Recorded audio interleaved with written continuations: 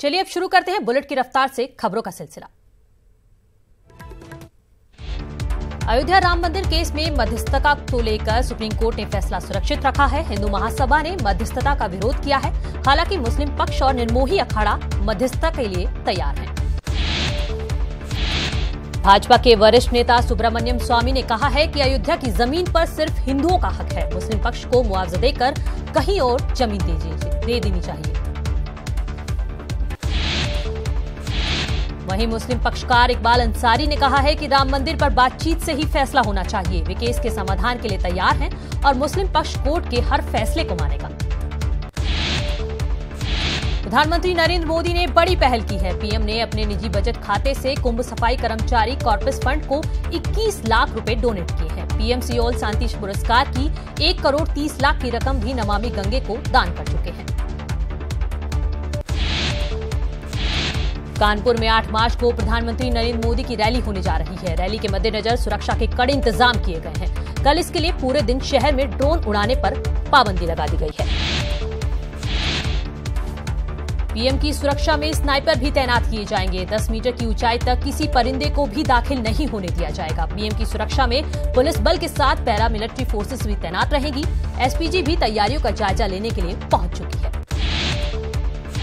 वहीं पीएम मोदी की रैली से पहले सीएम योगी आदित्यनाथ और डिप्टी सीएम केशव प्रसाद मौर्य कानपुर पहुंचे और पीएम मोदी की रैली की तैयारियों का जायजा लिया। जाने माने हास्य कलाकार राजू श्रीवास्तव एक कार्यक्रम में शामिल होने चित्रकूट पहुंचे। यहां उन्होंने पीएम मोदी की जमकर तारीफ की। साथ ही उन्होंने कहा कि सेना के पराक्रम पर जिसको भी शक है, अगली बार भारत सरकार तय करे कि जिनको शंका रहती है तो जब लड़ाई होगी इनको साथ में जहाज में ले जाए। उत्तराखंड कांग्रेस में जान फूंकने के लिए राष्ट्रीय अध्यक्ष राहुल गांधी 16 मार्च को देहरादून आ रहे हैं। लिहाजा पार्टी लोकसभा चुनाव में मजबूती से वापसी के लिए शक्ति प्रदर्शन को लेकर बैठक कर रही है। बहराइच में बाइक सवार बदमाशों ने वरिष्ठ भाजपा नेता और लोकसभा प्रभारी रामसुंदर चौधरी को गोली मार दी। भाजपा नेता को गंभीर हालत में अस्पताल में भर्ती कराया गया है। बागपत के खेगड़ा थाना क्षेत्र में हत्या की वारदात सामने आई है। कल से घर से लापता बुजुर्ग का शव एक कॉलोनी में पड़ा मिला है। शव पर चोट के काफी निशान पाए गए हैं, जिससे हत्या की आशंका जताई जा रही है। फिलहाल पुलिस ने शव को कब्जे में लेकर पोस्टमार्टम के लिए भेज दिया है।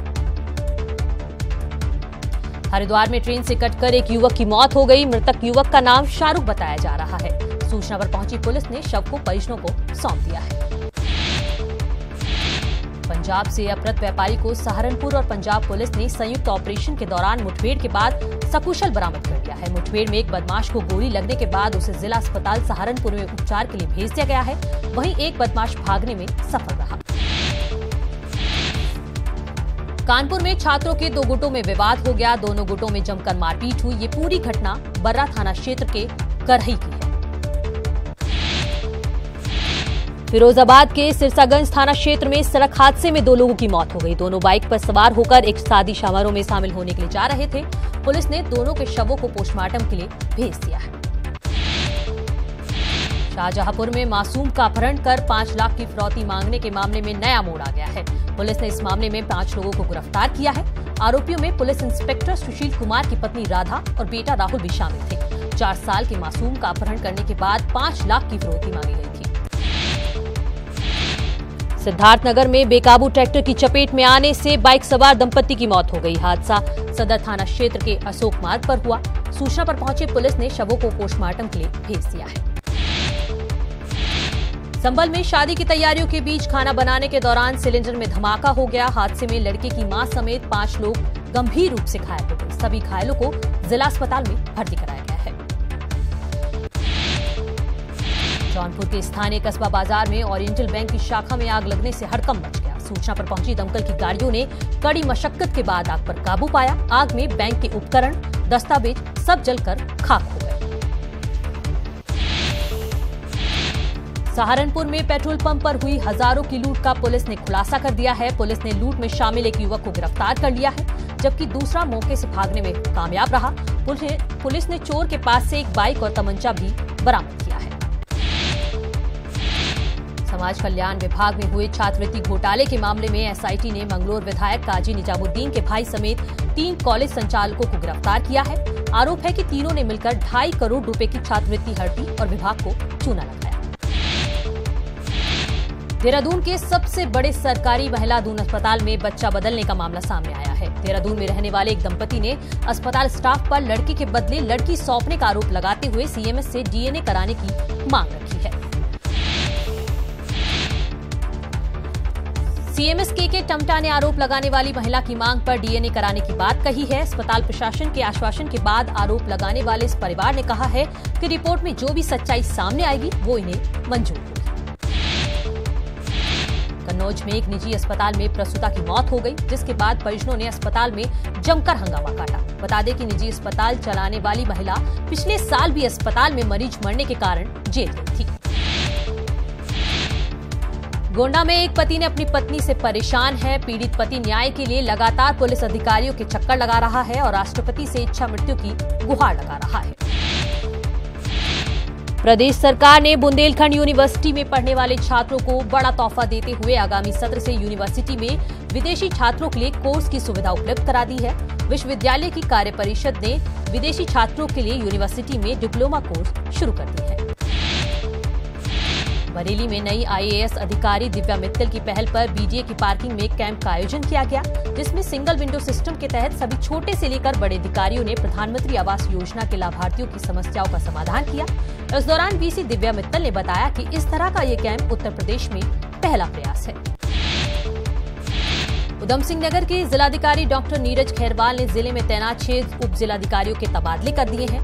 डीएम नीरज खैरवाल ने कमला बिष्ट को एसडीएम खटीमा, विवेक प्रकाश को एसडीएम किच्छा, मुक्ता मिश्रा को एसडीएम रुद्रपुर, एपी वाजपेयी को एसडीएम बाजपुर, मनीष बिष्ट को एसडीएम सितारगंज और सुंदर सिंह तोमर को एसडीएम खटीमा के पद पर स्थानांतरित कर दिया है। उत्तराखंड कैबिनेट ने टिहरी डैम विस्थापितों के पानी और सीवर के पुराने बिल माफ कर दिए हैं। सरकार के इस कदम से विस्थापितों में खुशी है, लेकिन उनका कहना है कि अभी उनकी लड़ाई खत्म नहीं हुई है। सरकार को हनुमंतराव कमेटी की सिफारिश को लागू करना चाहिए। उधम सिंह नगर के पंतनगर विश्वविद्यालय परिसर में कल से 4 दिवसीय अखिल भारतीय किसान मेले की शुरुआत होगी। मेले का उद्घाटन सीएम त्रिवेंद्र सिंह रावत करेंगे। इस किसान मेले में यूपी, पंजाब, हरियाणा, महाराष्ट्र, छत्तीसगढ़ और हिमाचल प्रदेश समेत देश के कई राज्यों के किसान प्रतिभाग करेंगे। देहरादून में आयोजित युवा उत्तराखंड उद्यमिता एवं स्वयं रोजगार की ओर रोजगार मेले का शुभारंभ सीएम त्रिवेंद्र सिंह रावत ने किया। प्रदेश भर के कई इलाकों में करीब 10,000 से ज्यादा युवा इस रोजगार मेले में भागीदारी कर रहे हैं। प्रयागराज कुंभ के समापन के बाद प्रशासन की सुस्ती देखने को मिल रही है। यहाँ संगम के स्नान घाटों पर गंदगी फैली हुई है। संगम पर फूलमाला और प्लास्टिक की बोतलों और पॉलीथीन का अंबार लगा हुआ है। वहीं जब मौके पर न्यूज 18 की टीम वहां पहुंची तो प्रशासन में हड़कंप मच गया, जिसके बाद तुरंत सफाई कर्मियों को स्नान घाटों की सफाई के लिए भेजा गया है, जो अब संगम की सफाई में जुटे हुए हैं। यूपी के कई शहरों में प्रदूषण उच्च स्तर पर पहुंच गया है। दुनिया के 25 शहरों की सूची में यूपी की राजधानी लखनऊ भी शामिल है। यहाँ भी लोगों की जिंदगी में जहरीली हवा जहर घोल रही है। लखनऊ दुनिया के सबसे प्रदूषित शहरों में 9वें स्थान पर है। गाजियाबाद में लगातार बढ़ रहा प्रदूषण लोगों की जान पर भारी पड़ रहा है। ताजा सर्वे के अनुसार पूरे विश्व में गाजियाबाद प्रदूषण के मामले में दूसरे स्थान पर है। AQI लेवल यहां औसत से कहीं ज्यादा है। ताज नगरी आगरा प्रदूषण के मामले में दुनिया में 16वें स्थान पर है। ऐसा तब है जबकि ताजमहल बचाने के लिए सुप्रीम कोर्ट लगातार ताज संरक्षण की दिशा में बेहद सख्त है। कई बार प्रशासन और ASI को सख्त चेतावनी के बाद भी आगरा में प्रदूषण नियंत्रण की दिशा में संतोषजनक कार्य नहीं हो सके हैं।